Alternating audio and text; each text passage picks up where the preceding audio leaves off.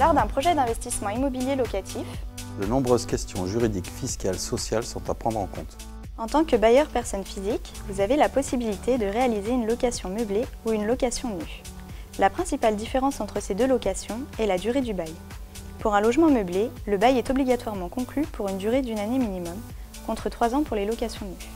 Nous allons aujourd'hui axer notre développement sur la location meublée. La location meublée, c'est la location à usage d'habitation d'un logement équipé avec des éléments indispensables à une occupation normale.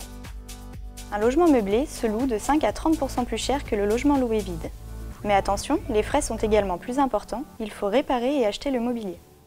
Regardons maintenant les choix d'imposition qui s'offrent à vous. Contrairement à la location nue qui est sous le régime des revenus fonciers, la location meublée est soumise au régime des BIC, bénéfices industriels et commerciaux. En location meublée, il existe 2 statuts fiscaux pour le bailleur, le loueur en meublé non professionnel et le loueur en meublé professionnel. Il faut réunir 2 conditions pour bénéficier du régime de loueur en meublé non professionnel.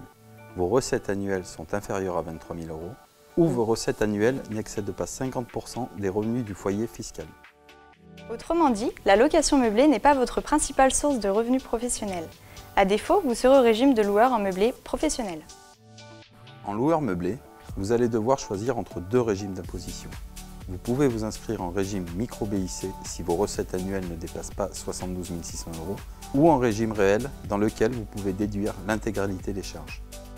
Maintenant, imaginons que ce logement, vous le louez 15 000 € par an. Dans le cas d'une option au réel, vous allez pouvoir retrancher chaque année l'amortissement de 6 000 € et les différentes charges présentées ici. Votre bénéfice imposable serait donc de 3 500 €. Dans le cas de l'option pour le forfait, la base d'imposition serait de 7 500 €. Nous allons maintenant regarder ensemble quelques points de fiscalité liés à la location meublée. Le loueur en meublé professionnel peut imputer son déficit sur l'ensemble de son revenu global. Le non professionnel, lui, ne peut l'imputer que sur des revenus de même nature et pendant 10 ans.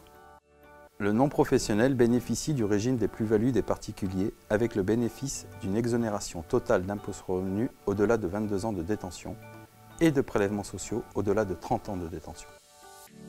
Le loueur professionnel bénéficie du régime des plus-values professionnelles, qui est plus avantageux que celui des plus-values des particuliers. Ainsi, vous êtes totalement exonéré de taxation en cas de vente d'un logement si ce dernier est loué depuis au moins 5 ans et si vos recettes ne dépassent pas 90 000 €. Entre 90 000 € et 126 000 €, l'exonération est partielle. En tant que loueur meublé non professionnel, vous ne serez pas affilié à la sécurité sociale des indépendants et le paiement des cotisations sociales URSSAF est remplacé par les prélèvements sociaux 17,20% de CSG. Les loueurs meublés professionnels doivent être affiliés à la sécurité sociale des indépendants et devront payer les cotisations à un taux global de plus ou moins 41%. La fiscalité des plus-values pour les vendeurs au régime meublé professionnel est alourdie et soumise aux cotisations sociales. Nous vous remercions pour l'attention que vous nous avez accordée. Nous sommes à votre disposition afin de pouvoir échanger sur votre futur projet immobilier.